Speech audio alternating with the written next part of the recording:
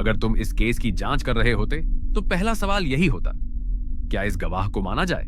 और यहीं से समस्या शुरू होती है। मान लो तुम इस आदमी की फाइल खोलते हो, सब कुछ साफ है, कोई दबाव नहीं, कोई डर नहीं, गवाह बिल्कुल नॉर्मल है। अब अगला कदम क्या होता है? उसने क्या देखा? वही गवाह कहता है, मैंने उसे देखा था, पूरा नहीं, पीछे से चलते हुए, और उसका दायां हाथ। अब अगला लॉजिकल चेक, क्या वो आदमी उस जगह हो सकता था? अगर जवाब हां है तो केस अभी नॉर्मल है, लेकिन जवाब नहीं निकलता है। क्यों? क्योंकि जिस जगह गवाह ने उसे देखा वहां उस आदमी का पहुंचना टाइमलाइन के हिसाब से पॉसिबल ही नहीं है। अब तुम दो रास्तों पर खड़े हो। रास्ता एक, गवाह गलत है, उसने किसी और को देखा या याददाश्त गड़बड़ है, ठीक है। लेकिन फिर सवाल उठता है, उसने वही हाथ में पकड़ी चीज क्यों पहचानी जो उसी आदमी से जुड़ी है? यह कोइंसिडेंस नहीं होना चाहिए। रास्ता दो, गवाह सही है, लेकिन अगर वो सही है तो इसका मतलब है कि उस आदमी ने ऐसी मूवमेंट की जो किसी रिकॉर्ड में फिट नहीं बैठती, और फिर केस अब गायब आदमी का नहीं रहता, केस बन जाता है मूवमेंट का। अब सोचो, अगर तुम इन्वेस्टिगेटर होते तो क्या करते? गवाह को रिजेक्ट कर देते या पूरा केस उसकी वजह से रोक देते? क्योंकि एक बार तुम गवाह को मान लेते हो तो तुम्हें बाकी सब कुछ दोबारा सोचना पड़ता है। यही कारण है कि यह गवाह मदद नहीं करता। यह गवाह केस को आगे नहीं बढ़ाता, केस को रोक देता है, और यहीं से असली जांच शुरू होती है। क्योंकि अब सवाल यह नहीं रह जाता कि आदमी गायब कैसे हुआ, अब सवाल यह बन जाता है, गवाह ने जो देखा वो गलत कैसे हो सकता है?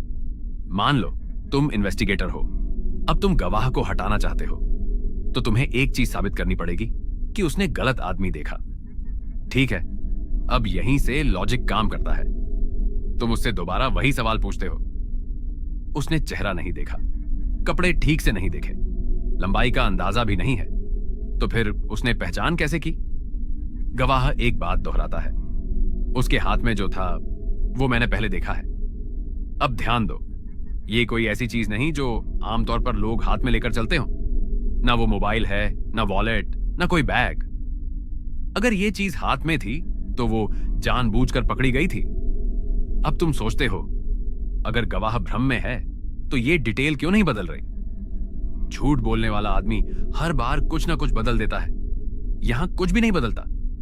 अब एक और लॉजिकल चेक, उस जगह पर उस समय कितने लोग हो सकते थे? बहुत ज्यादा नहीं। ये कोई ऐसी जगह नहीं जहां लोग रुकते हों, लोग आते हैं और निकल जाते हैं। मतलब ये, अगर किसी और आदमी के हाथ में वही चीज होती तो वो भी उतना ही अनयूजुअल होता। अब तुम एक अनकंफर्टेबल पॉइंट पर पहुंचते हो। अगर गवाह गलत है तो वो बहुत स्पेसिफिक तरीके से गलत है, और अगर वो सही है तो मूवमेंट इम्पॉसिबल है। दोनों ही हालत में केस नॉर्मल नहीं रह सकता। अब इन्वेस्टिगेटर क्या करता है? वो गवाह की नीयत नहीं, उसकी स्थिति को जांचता है। गवाह उस समय वहां क्यों था? उसका वहां रुकना जरूरी नहीं था, वो भी बस गुजर रहा था। मतलब ये कोई प्लान्ड विटनेसिंग नहीं थी। अब एक सटल लेकिन खतरनाक सवाल उठता है, अगर गवाह ने वही देखा जो नहीं दिखना चाहिए था, तो क्या मुमकिन है कि वो अकेला नहीं था जिसने देखा? या फिर क्या मुमकिन है कि बाकी सबने देखा और नोटिस ही नहीं किया? यहीं पर केस और गहरा हो जाता है, क्योंकि अब गवाह एक व्यक्ति नहीं रह जाता, वो एक रेफरेंस पॉइंट बन जाता है। एक ऐसा पॉइंट जिसके आसपास पूरी टाइमलाइन को दोबारा रखना पड़ता है, और यही वो जगह है जहां इन्वेस्टिगेटर को रुकना पड़ता है, क्योंकि अगला कदम सबसे खतरनाक है। अगर गवाह को माना गया तो अब यह देखना पड़ेगा कि बाकी सब कुछ गलत क्यों लग रहा है। तो अब सवाल बदल जाता है, यह नहीं कि गवाह ने क्या देखा, बल्कि यह कि बाकी सबने क्या नहीं देखा। अब तुम इन्वेस्टिगेटर हो और तुम्हारे सामने एक अनकंफर्टेबल सच है। अगर गवाह सही है तो इसका मतलब यह नहीं कि कोई चूक हुई, इसका मतलब यह है कि कुछ हुआ और वो नॉर्मल लग रहा था। अब उस जगह को दोबारा सोचो, कोई क्राइम सीन नहीं, कोई पैनिक नहीं, कोई अनयूजुअल मूवमेंट नहीं। लोग आ रहे थे, लोग जा रहे थे, और उसी फ्लो के अंदर एक आदमी मौजूद था जिसे वहां होना नहीं चाहिए था। यहीं से एक नई समस्या पैदा होती है। अगर कोई घटना ऐसी हो जो देखने में घटना जैसी लगे ही नहीं, तो क्या हर गवाह उसे पहचान पाएगा? या फिर सिर्फ वही देखेगा जो पहले से कुछ ऑफ महसूस कर रहा हो? अब सोचो, अगर उस आदमी का चलना अजीब नहीं था, अगर उसकी चाल नॉर्मल लग रही थी, अगर उसका रुकना अटेंशन खींचने वाला नहीं था, तो फिर क्या मुमकिन है कि बहुत सारे लोग उसके पास से गुजर गए हों और किसी ने उसे देखा ही ना हो? अब इन्वेस्टिगेटर के सामने एक डिस्टर्बिंग रियलाइजेशन आता है। हम अक्सर मान लेते हैं कि देखने का मतलब नोटिस करना होता है, लेकिन सच ये है, ज्यादातर लोग देखते नहीं, वे सिर्फ फिल्टर करते हैं। अब गवाह को फिर से सोचो, वो क्यों अलग है? क्योंकि उसने पूरे आदमी को नहीं देखा, उसने सिर्फ एक डिटेल देखी जो कॉन्टेक्स्ट में फिट नहीं बैठती थी।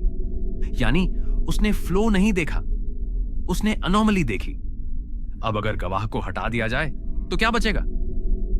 एक ऐसा आदमी जो मूवमेंट के बीच मूवमेंट बन गया, इतना नॉर्मल कि इनविजिबल हो गया।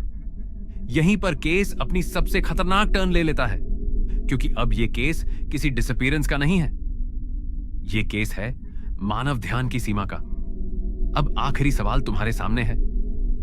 अगर कोई व्यक्ति भीड़ में नहीं, सिस्टम में नहीं और रिकॉर्ड में नहीं, बल्कि नॉर्मलसी के अंदर गायब हो सकता है, तो क्या हम यह मानकर चल रहे हैं कि ऐसा सिर्फ एक बार हुआ, या फिर हमने बस एक बार नोटिस किया?